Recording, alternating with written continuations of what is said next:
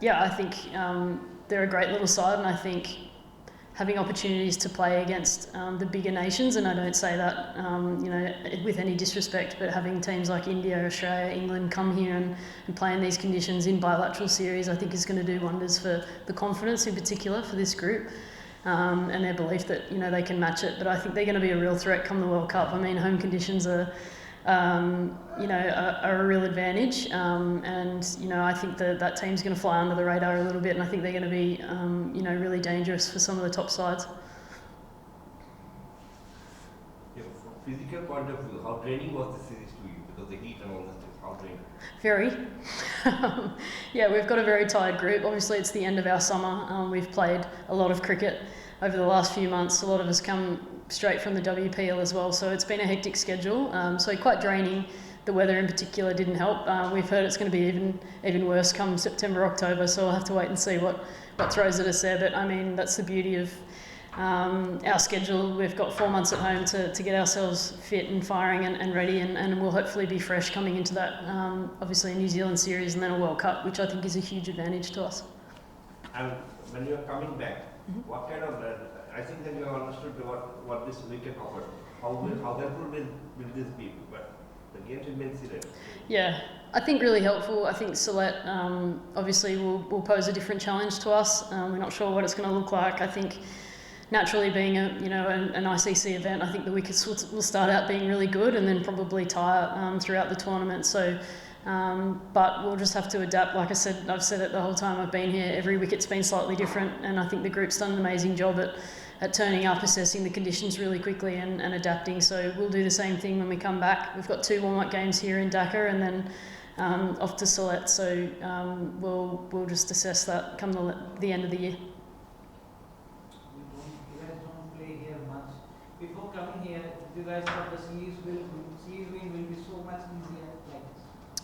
No, not really. I don't think we underestimated the Bangladeshi team at any point. I think like I've said, they're a really dangerous side. They got a really skillful bowling attack that can put teams under pressure. I mean, we played them not too long ago in the 50-over World Cup in Wellington, and they had us 3 for 30 in the power play and put us under the pump pretty quickly. So we knew what to expect, but I think for us, the key takeaways from this series were 6 points out of the ODI series for that championship, and to get some experience in the T20 conditions and some opportunities to our group, and I think we achieved both of those, which we're happy with. You changed your whole batting order yesterday. Yep. Is it the experiment because of the World Cup, or you guys are trying to gel it the whole week? No, I think it was just a really good opportunity for players to get a go. Obviously, we've been trying to manufacture that without, without taking the piss out of the game a little bit.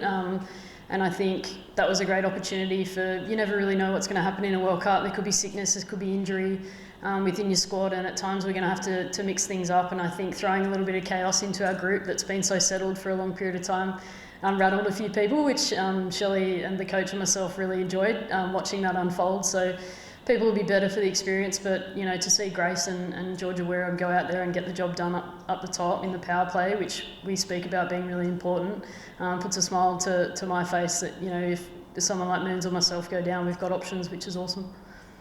Alexa, obviously you have won the ODI and T20 quite comfortably.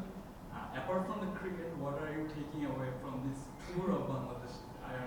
You visited the Prime Minister yesterday. Yeah. Also culturally speaking, what are you taking away from this? I've actually really enjoyed learning about the history of Bangladesh. There's probably a lot that I wasn't really aware of, and even yesterday, just being able to talk to some of the High Commission staff, and also obviously lucky enough to meet the Prime Minister as well, and hear some interesting stories. So from that point of view, I'm going to go home a lot more educated. I'm probably interested to learn a little bit more as well, and come back probably with a few more questions come the back end of the year. But I can only say good things about the people in particular and the hospitality that we've encountered on our trip here. We've been so well looked after both here and at the hotel, and whilst we probably haven't been allowed out as much to go and explore, it hasn't really dampened anyone's spirits. I think every morning we get a very nice greeting in the hotel, so we're very lucky to come here and be treated the way that we are. So thank you.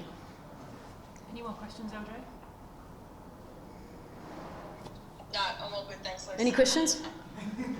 No questions now. Thanks, guys. All good. Thank you, guys. Wants to take a picture. Thanks, everybody. Yeah.